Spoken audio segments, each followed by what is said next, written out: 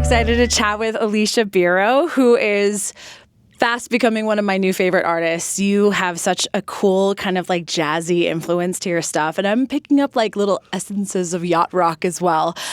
Your new single, Gentleman Blue, is so cool. Can you give me a little bit of a taste of like what the story was behind that? Yeah, first of all, thank you so much. I really, really appreciate that. This song was a really special one to me. I wrote it on my birthday last year, and I have this pattern of, I think, worrying around my birthday about getting older and not, had I done enough that year, or, and this started from when I was like 8 years old, like, oh no, I'm turning 9, I'm getting so old. So silly. But I think this year I spent it with this really cool woman, my mom, and I just was so inspired by how much fun she was having. She was hanging out with all my friends, and they all love her, and I was just thinking about what a privilege it is to get older and how I should really flip that script for myself, because it's really something that we should be excited about and be grateful for. So so I wanted to write a song about that. So that's what Gentleman Blue is about. I love that so much because, it's not an often talked about thing in pop music.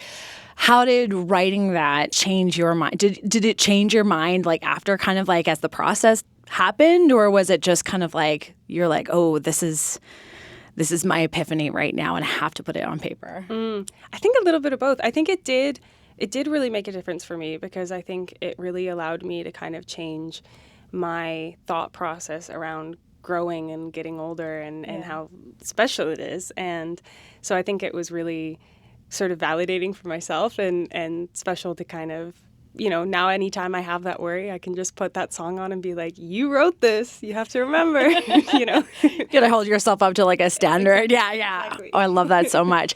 So that is on the new record. It's called Running From Nothing, which is out April 24th. Can you give us a little hint of what else to expect on the album? Yeah, I think each of these songs are kind of similar to that, all these little letters to myself of different realizations or, of things that I had that helped me kind of grow over the past couple years.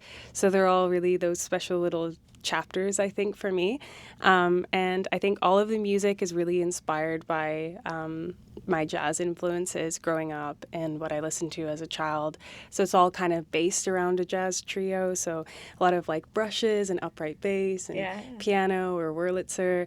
But then also I think I love great pop music as well. So they're all kind of in these pop verse chorus formats. So I think it's kind of fun and hopefully people can kind of hear the different influences I've had and inspirations.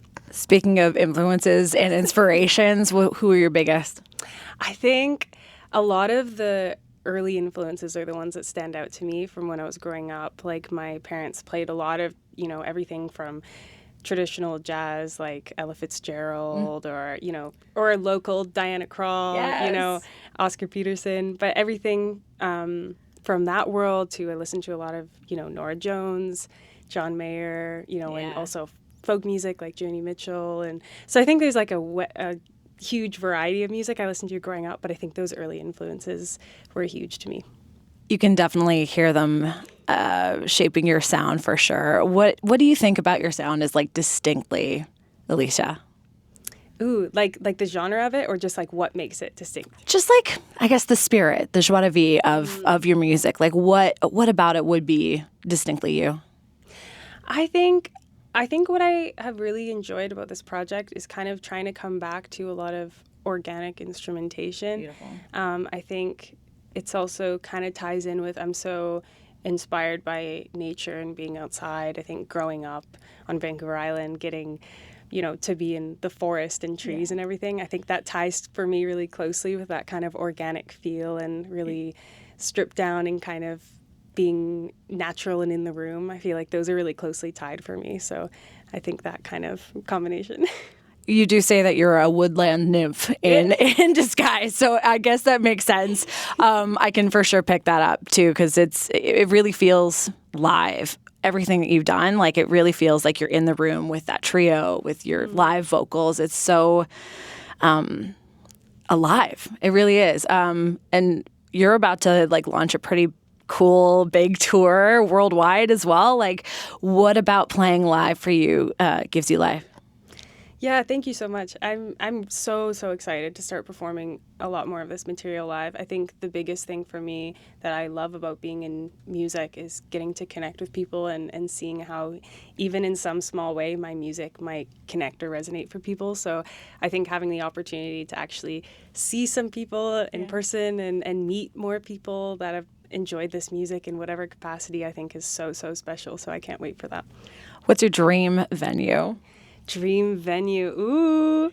Well, I have to say one of them is definitely Royal Albert Hall, which I'm playing one of the rooms there. That is so cool. I was like looking at your tour schedule. I was like, oh my gosh, that's awesome. That's really exciting. Yeah. So that would definitely be one. Hollywood Bowl would be a huge one. Oh my gosh, yes. Also, I mean, I don't know, I've always thought it would be so fun to come back and play the Port Theatre in Nanaimo or one of the venues here in Vancouver as well. I think would be so special to come home to and have. It's always so scary doing home shows. So, but I think that would be really great to be able to do as well. I cannot wait to see you live at those venues. That's awesome. How does it feel too to like? There is such an interesting wave of like jazz influenced pop making like the huge waves in mainstream. Take Ray, Laufey, a bunch of artists like that. How does it feel to be kind of on that wave right now with your music?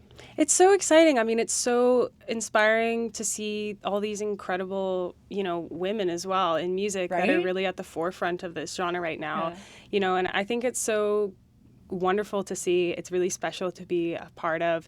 These are all, I've followed all of those artists for like years and years and years. So it's so great to see them all getting their flowers and it's incredible. And I think as well, it's kind of cool to see. I think with so much, technology and AI and everything right now, I think people are kind of enjoying a lot of that kind of come back to organicness and natural sounds and stuff like that. So, it's like people love vinyl now and all that kind of thing. So I think it's really special to see that coming back, and it's special to be even a small part of that. I love that so much. Do you think Running From Nothing will be pressed on vinyl perhaps?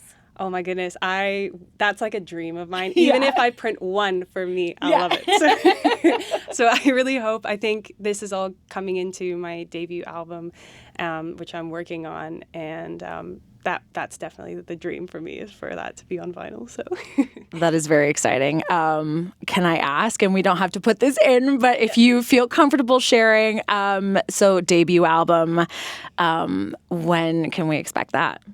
Probably early next year is the plan. Awesome. We're just I'm working on finishing up some of the last music for it. So I'm so excited. I'm going to sob when it comes out just because it's been so long that I've been working on all of this. So it's just I just feel so grateful that I get the opportunity to do this. So no doubt. Well, we're so excited that we get to be the beneficiaries of your work and enjoy this incredible sound that you've cultivated. I'm so excited to see where you go. I cannot wait to hear the EP. Thank you so much for hanging out with me. Yeah, thank you for having me. It's so nice to be here.